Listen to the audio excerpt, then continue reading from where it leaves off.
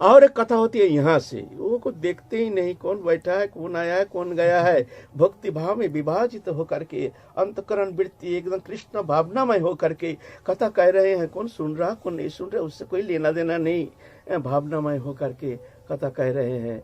ऐसे कथा में अपना भी कल्याण होता है और जो श्रोता है उनका भी परम कल्याण साधन होता है।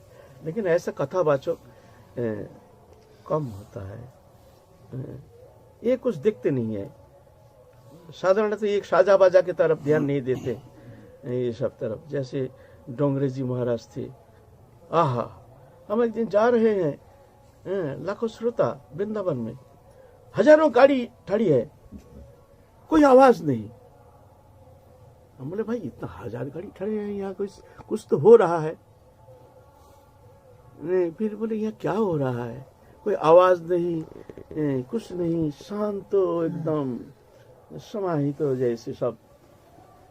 नहीं, डोंगरे जी कथा कह रहे हैं, कुछ हाजा बाजा कुछ नहीं, अकेला बैठ के कथा कहते हैं और उसमें सब डूब जाते हैं, स्वयं भी तन्मय हो जाते हैं और सबको भी इस तरह से शब्दों के माध्यम से तल्लीनता प्रदान करने में समर्थ हो जाते हैं।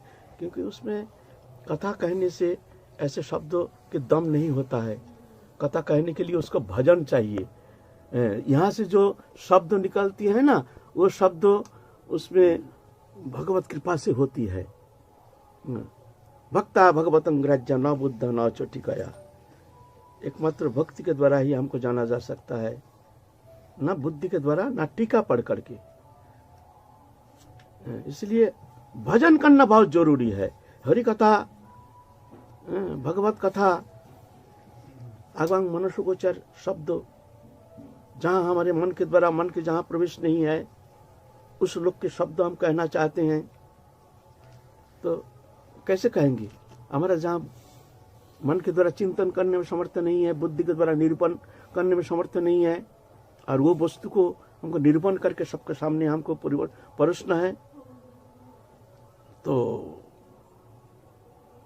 जो भजन करते हैं, भगवत चरण में समर्पित चित्त वृत्ति है, तो उनके भीतर भक्ति दिव्य प्रकट हो जाते हैं। उनके भीतर से वो शब्द, यहाँ से जो शब्द है वो निकालता है। फिर देखो, फिर मजा देखो, तो शब्द में देखो सुधारा बह रही है। आहा, जैसे हजारों कान मिल जाए, हम सुनते रहें हरि कथा। तो आप तो ब्रजवासी हैं, आप